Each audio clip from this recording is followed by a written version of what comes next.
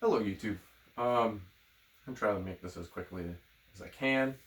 Um, so you're wondering, you pulled up this video, or you just wanted to see it. What's the difference between having more square footage or floor space in your enclosure versus height? Why one matters more than the other? If you're looking for a simple answer, which one should I have, a taller cage or a wider, or a shorter cage with more space? The simple answer is going to be predicated on what it is that you are keeping. And this goes for reptiles, fish, doesn't matter what it is that you're keeping.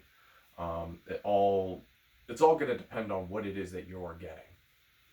So I'm going to show you some quick examples and try to show you a couple other ones just to kind of give you an idea of some more stuff. But anyways, let's just hop into it. So depending on what it is that you are keeping, you're going to want either a taller enclosure or a shorter one with more space. But again, it all depends on the animal you have. Like carpet pythons will utilize height as long as you put stuff in there for them to climb up on. Certain fish would rather just have more space to swim in, back and forth, rather than going up and down, because they don't care about that. So that's something that needs to be considered before you get an enclosure, because just because somebody says a bearded dragon needs a 75-gallon tank doesn't mean that just because you bought one that says 75 gallons means that it's the same as another 75-gallon tank. And I'll show you a couple examples so you can understand. So real quick, I'm going to show you. Oh, by the way, for those of you who know me and want an update on how my animals are doing, right there, I bought a baby Wilma. I'll do a video on her at some point, explaining why I have her and how I got her and everything. Unless you follow me on Instagram, in which case you already got the answer. Most likely. So, right here, sorry, can't reach it. So this enclosure right here is 30 inches long, 12 inches wide, 12 inches tall. That makes this a 20-gallon long tank. So you hear somebody says you should keep whatever snake in a 20-gallon, like a hognose snake, for example, in a 20-gallon tank. This is what they mean. Why I'm saying that is because right over here, you will see this is also a 20-gallon tank. This one right here, not this one. This one's a 10. But this one, 20-gallon tank. But if you can't tell, it is a fair bit taller. I believe it's somewhere around like 18 inches tall. I don't know the math right off the top of my head, so I apologize for that, but, taller. Not as long, but much taller. So why would you rather use the other one versus this one? Hognose snakes don't really climb. I mean, they will climb up some stuff, but they're not going to utilize this entire enclosure to its fullest, like, say, a Jamaican boa will. That's what's in here, is a Jamaican boa. So hopefully that's like a good visual to show you why it's important to have some space versus the other. I'm going to be adding some stuff in there for my Jamaican boa to climb in. I just have to build it. But yeah. So just another thing to show you really quick. This is my 4-foot long, 3-foot tall, 2-foot wide enclosure, aka 180-gallon enclosure. This houses my jungle carpet python. As you can see, he's got his PVC pipes that he hangs out on almost always in his enclosure. Okay, so why is that important? Right over here, I'll try to get him in the view. Of course, you have my glare coming from my window, which is wonderful. These enclosures are 6 feet long, 2.5 feet wide, 18 inches tall. Now, you might hear that and you're like, wow, that sounds so much bigger than that 4-foot long, 3-foot tall cage. The answer to that is, no, it's not.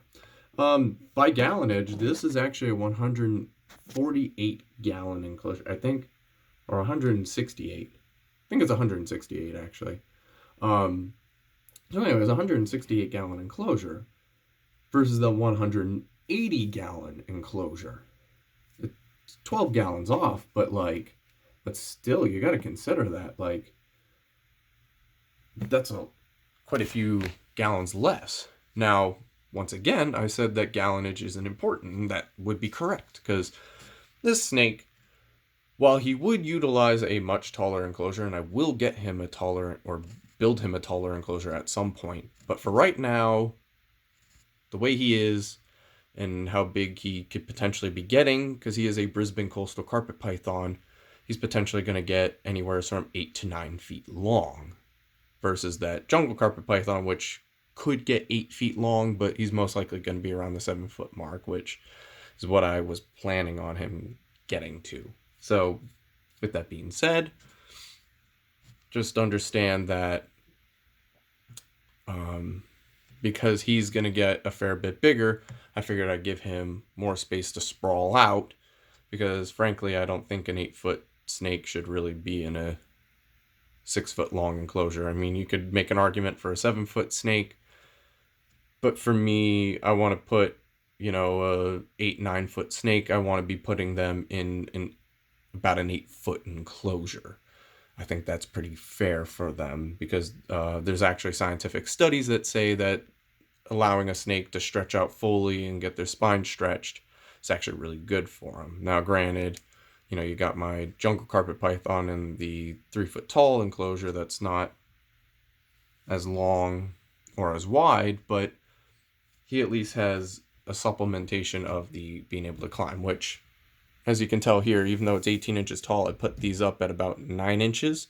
So he can climb up, he can bask under here if he wanted, or just climb on them in general. And he does that here and there, but he mostly lays on the ground because he has that option because he doesn't have to climb up to get to the heat, whereas the other guy does. So it kind of forces him to exercise, which is a pretty good thing. Actually, come to think of it, I should probably knock down his heat a little bit to make him climb a little bit more. I just thought of that. But anyways, though, hopefully, despite my rambling, that helped you guys to understand why you want to consider the height or the floor space of your enclosure versus the gallons. Because the gallons is great to know because there's general gallon enclosures that people will tell you so you know an idea of what to put your animal in, but unless you know the actual square footage and how much space they're actually getting, you could end up getting a 3 foot tall enclosure for like a Suriname red tail boa, which really doesn't need that height because when they get fully grown, 4 foot long enclosure is not big enough for Suriname red tail boa. I mean, they need a minimum of like a 6 foot long, probably even 3 feet wide, and around a foot and a half to 2 feet tall.